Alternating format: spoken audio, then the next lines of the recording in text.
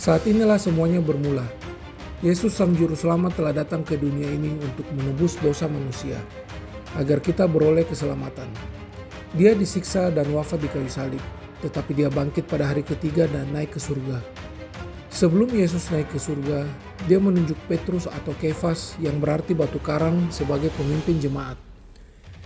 Batu karang adalah batu yang sangat kokoh dan mampu menghadang ombak dan badai. Juga merupakan batu pondasi yang sangat kuat untuk suatu bangunan. Dan kita akan melihat bagaimana batu karang ini telah bertahan selama 2000 tahun dan mampu bertahan dari berbagai hantaman ombak dan badai yang ada di dalam gereja Katolik, yaitu gereja yang didirikan oleh Yesus sendiri. Gereja perdana tumbuh dalam kesederhanaan. Mereka saling berbagi dan mendengarkan pengajaran para rasul. Perjalanan mereka tidak mulus. Mereka dikejar, ditangkap, dianiaya dan dibunuh. Mereka dirajam, dipenggal, dijadikan sebagai makanan hewan buas dan dibakar hidup-hidup, dikuliti, juga disalib. Bahkan mereka tetap mendoakan para algojo. Mereka mencontoh teladan dari Yesus yang mengajarkan kasih. Inilah yang membuat ajaran ini kemudian berkembang dengan pesat. Petrus sebagai paus atau pemimpin jemaat yang pertama yang ditunjuk oleh Yesus. Setelah Petrus wafat, kemudian diteruskan oleh paus-paus berikutnya. Meskipun menghadapi ancaman hebat, namun mereka memiliki kekuatan, yaitu persatuan jemaat yang berdiri di atas darah para martir yang memegang teguh imannya. Pada tahun 64 Masehi, Kaisar Nero membakar kota Roma dan menjadikan umat Kristen sebagai kambing hitam. Dia kemudian menangkap orang Kristen dan menjadikannya sebagai obor hidup, membakar mereka hidup-hidup. Penganiayaan terus berlangsung. Umat bersembunyi dan mengadakan misa di katakomba, yaitu gua-gua bawah tanah. Pada tahun 312 Masehi, seorang jenderal muda bernama Konstantinus bertarung dalam perebutan kekuasaan di Roma. Dalam perjalanan, dia melihat penglihatan sebuah salib terang di langit dengan tulisan In hoc signo vinces, yang berarti dengan tanda ini engkau akan menang. Konstantinus kemudian mengganti semua simbol-simbol dewa Romawi yang ada dengan simbol salib Kristus, dan dia berhasil menang. Setelah menjadi kaisar, dia pun menjadikan kekristenan sebagai agama yang legal. Penganiayaan selama berabad-abad sudah berakhir. Gereja mengalami transformasi besar. Bangunan gereja megah mulai dibangun. Ajaran Kristen menyebar ke seluruh Eropa. Namun intrik politik pun mulai bermunculan. Pada tahun 476 Masehi, Kekaisaran Romawi Barat akhirnya runtuh. Namun menariknya, Gereja Katolik tetap bertahan di tengah guncangan. Ketika kaisar berguguran, uskup tetap menjalankan ibadah. Ketika istana hancur, altar tetap berdiri. Ketika prajurit tercerai-berai, umat tetap merayakan Ekaristi. Para raja datang kepada paus untuk meminta pengesahan.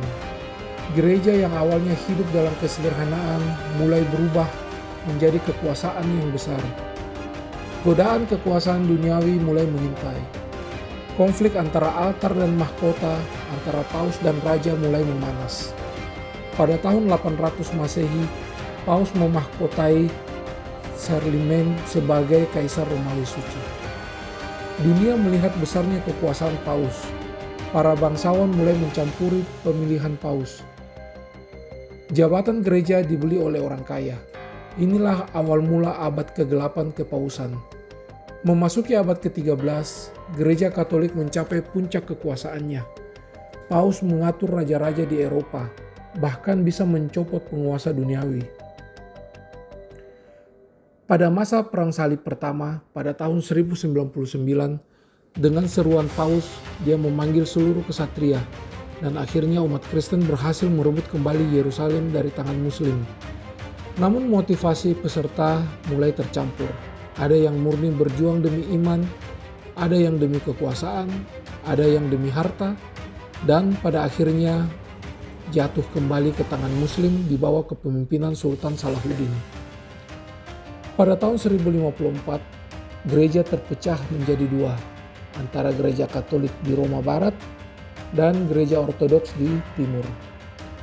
Dan perpecahan ini diperparah pada Perang Salib keempat. Setelah masa Perang Salib dan masa keemasan di Eropa, Gereja Katolik kembali mengalami tantangan besar di abad pertengahan. Kali ini bukan karena serangan dari luar, namun dari dalam gereja sendiri.